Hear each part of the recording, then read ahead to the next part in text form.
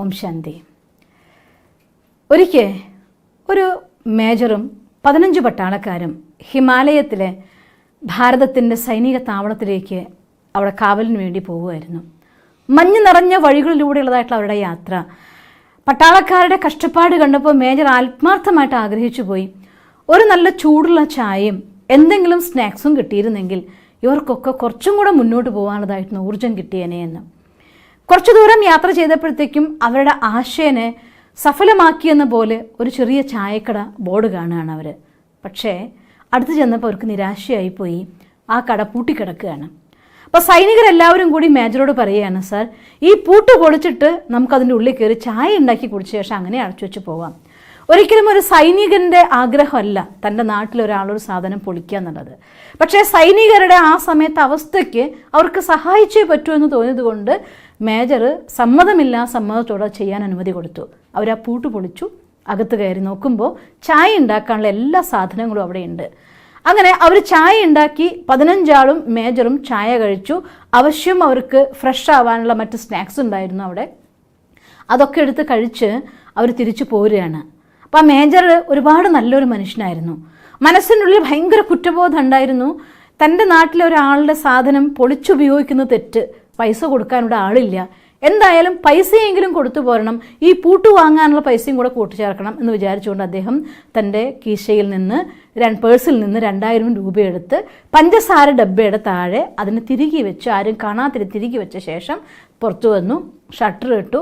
പൂട്ട് പൊളിച്ചെങ്കിലും അതിന് പൂട്ടി റെഡിയാക്കിയൊക്കെ വെച്ച്, പൂട്ടാൻ പറ്റില്ലെങ്കിലൊക്കെ സെറ്റാക്കി വെച്ചവരവിടുന്ന് പോയി. അത് കഴിഞ്ഞ ശേഷം കുറച്ച് നാൾ 2 ആഴ്ച 3 ആഴ്ച സമയം അവരുടെ ഡ്യൂട്ടി സമയം കഴിഞ്ഞ് അവർ തിരിച്ചു വരികയാണ്. തിരിച്ചു വരുമ്പോൾ അതേ ചായക്കടയിൽ എടുത്തെത്തിയപ്പോൾ അവർ പറഞ്ഞു, സാർ നമുക്കൊരു ചായ കുടിച്ച് പോയാലോ എന്ന്. തീർച്ചയായും എന്ന് പറഞ്ഞ് ഈ ചായക്കടക്കാരൻ അവിടെ തുറന്നിട്ടുണ്ടോ, അയാളുടെ അവസ്ഥ എന്തായിരിക്കും, ഇതൊക്കെ അറിയാൻ ഈ മേജർക്ക് വലിയ ആഗ്രഹം ഉണ്ടായിരുന്നു. അങ്ങനെ വീണ്ടും ആ ചായക്കടയിൽ ചെന്നപ്പോൾ അന്ന് ചായക്കട തുറന്നിട്ടുണ്ട്. ആ ചായക്കടക്കാരന് 15 പേർക്ക് ഒന്നിച്ച് ചായക്ക് വരുന്നു കണ്ടപ്പോൾ വലിയ സന്തോഷമായി. അയാൾ അവർക്കൊക്കെ തന്നെ വേണ്ടതായിരിക്കുന്ന ചായയും പലഹാരമൊക്കെ കൊടുത്തു. എല്ലാവരും വയറ് നിറഞ്ഞ് സന്തോഷമായി വന്നു. അപ്പോൾ ഈ ചായയൊക്കെ ഉണ്ടാക്കുന്നതിലിടയ്ക്ക് ഒരു പട്ടാളക്കാരൻ പോയിട്ട് ഇയാളെടുത്ത്, ഈ ഒരു വൃദ്ധനായിട്ടുള്ള ആളുടെ ഷോപ്പായിരുന്നു അത്, അപ്പോൾ അയാളോട് പോയിട്ട് ഇങ്ങനെ കുശല പ്രശ്നങ്ങൾ ഇങ്ങനെ പറഞ്ഞുകൊണ്ടിരുന്നു. അപ്പോൾ ഇയാൾ ഓരോരോ നല്ല നല്ല അനുഭവങ്ങളും ഭഗവാനെക്കുറിച്ച് ഇടയ്ക്കിടയ്ക്ക് താങ്ക്സ് പറഞ്ഞുകൊണ്ടിരുന്നു. ഇതൊക്കെ കണ്ടപ്പോൾ ഈ പട്ടാളക്കാരൻ ചോദിക്കുകയാണ്, ഇങ്ങനെ മോശമായിട്ടൊരവസ്ഥയിൽ, തണുപ്പാണ്, മഞ്ഞാണ്, എന്തൊക്കെ കഷ്ടം സഹിച്ചിട്ടാണ് നിങ്ങളുടെ കഴിയുന്നത്, ഈശ്വരൻ അത്രയ്ക്ക് കൃപാലും ദയാലും ഒക്കെ ആയിരുന്നുവെങ്കിൽ ഇങ്ങനെ ഒരു ഷോപ്പിനുള്ളിൽ നിങ്ങളവിടെ കുരുക്കിടുമോ എന്ന് ചോദിക്കുകയാണ്. അപ്പോൾ അയ്യോ ഒരിക്കലും അങ്ങനെ പറയരുത് ഈശ്വരനെ കുറിച്ച്, ഈശ്വരൻ ശരിക്കും കൃപാലു എന്ന് ഞാൻ അനുഭവിച്ചറിഞ്ഞതാണെന്ന് പറയും. അപ്പോൾ ചോദിക്കുക, എന്താണ് ദാദാ നിങ്ങളുടെ അനുഭവം, അത്രയ്ക്ക് പറയാൻ എന്താന്ന് ചോദിക്കും. അപ്പോൾ നിങ്ങൾക്കറിയോ, ഒരു 2 ആഴ്ച മുന്നേ ഞാനിവിടെ എൻ്റെ മകനെ തീവ്രവാദികൾ പിടിച്ച് പൈസയ്ക്ക് വേണ്ടി വന്ന് ഷോപ്പിൽ അവർ കയറി. അവൻ്റെ കയ്യിൽ കൊടുക്കാൻ പൈസയൊന്നും ഉണ്ടായിരുന്നില്ല. പൈസ കിട്ടാൻ വേണ്ടി അവർ അടിച്ചു ഇടിച്ചു, പക്ഷേ ഇല്ലയെന്ന് മനസ്സിലായപ്പോൾ അവനെ മരണാസന്നനാക്കി ഇവിടെ ഉപേക്ഷിച്ചിട്ട് അവർ പോയി. ഞാൻ ഈ വിവരം അറിഞ്ഞ് ഓടിയെത്തി എൻ്റെ മകനെ ഹോസ്പിറ്റലിൽ കൊണ്ടുപോയി. തീവ്രവാദികളെ പേടിച്ചിട്ട് ആരും ഞങ്ങളെ സഹായിക്കാൻ പോലും തയ്യാറായില്ല. ആ സമയത്ത് ചികിത്സയ്ക്കുള്ള പണം കിട്ടാതെ ഞാൻ വിഷമിച്ചു. പിറ്റേ ദിവസം ഷോപ്പിലുള്ള എന്തെങ്കിലും സാധനങ്ങൾ എടുത്ത് വിറ്റിട്ടാണെങ്കിലും എനിക്ക് എൻ്റെ മകന് ചികിത്സയ്ക്കുള്ള പൈസ കണ്ടെത്തണമെന്ന് കരുതി ഞാനിവിടെ വന്നപ്പോൾ ഞാൻ കണ്ടത് പൊളിച്ച പൂട്ടാണ്.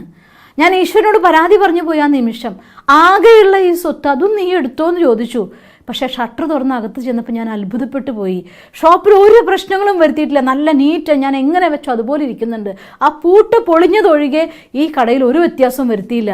ഞാൻ അത്ഭുതത്തോടെ ചുറ്റും നോക്കിയപ്പോൾ പഞ്ചസാര ഡിബ്ബയുടെ അടിയിൽ 2000 രൂപ വെച്ചിരിക്കുന്നു.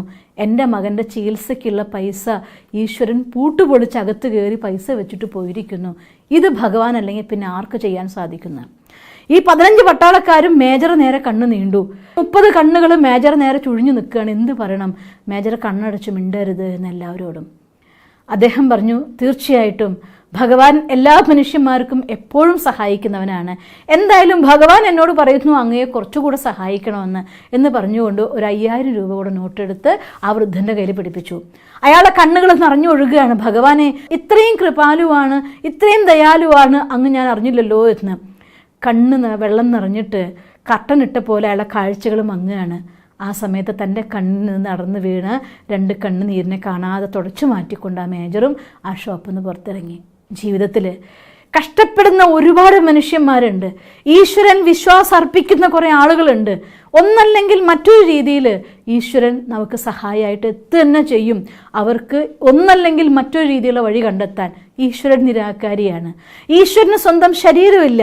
അതുകൊണ്ട് തന്നെ ഈ ലോകത്ത് ഏത് ശരീരത്തെയും സ്വന്തമാക്കിക്കൊണ്ട് പ്രവർത്തിക്കാൻ, ഈ പ്രപഞ്ചത്തിലെ ഏത് സാധനത്തെയും തൻ്റെ ഇൻസ്ട്രുമെൻ്റായിട്ട് ഉപയോഗിക്കാൻ, ആരെ എവിടെ വേണമെങ്കിലും ഉപയോഗിക്കാൻ നിരാകാരിയായ ഭഗവാന് പറ്റുക തന്നെ ചെയ്യും. അതുകൊണ്ട് ഈശ്വരനുണ്ട്, നമ്മുടെ കൂടെയുണ്ട്, ഓരോ ശ്വാസത്തിലുമുണ്ട്. ആ ഭഗവാനെ അറിയൂ. ആ ഭഗവാന്റെ അടുത്തറിയുമ്പോൾ നിങ്ങൾക്ക് മനസ്സിലാവും ഈശ്വരൻ്റെ കൃപ എത്രയാണ്, സ്നേഹം എത്രയാണ്, ദയ എത്രയാണെന്ന്. അതുകൊണ്ട് ഭഗവാനെ അറിയാൻ ശ്രമിക്കൂ. ഈശ്വരൻ്റെ കൈ മുറുക്കെ പിടിച്ചുകൊണ്ട് ഏത് ഘട്ടത്തിലും ആപത്ത് കൂടാതെ സന്തോഷത്തോടെ മുന്നോട്ട് പോകാനുള്ള ശക്തി നിങ്ങൾക്ക് തീർച്ചയായിട്ടും ലഭിക്കട്ടെ. അങ്ങനെ സാധിക്കട്ടെ എന്ന് പ്രാർത്ഥിക്കുന്നു. ഓം ശാന്തി.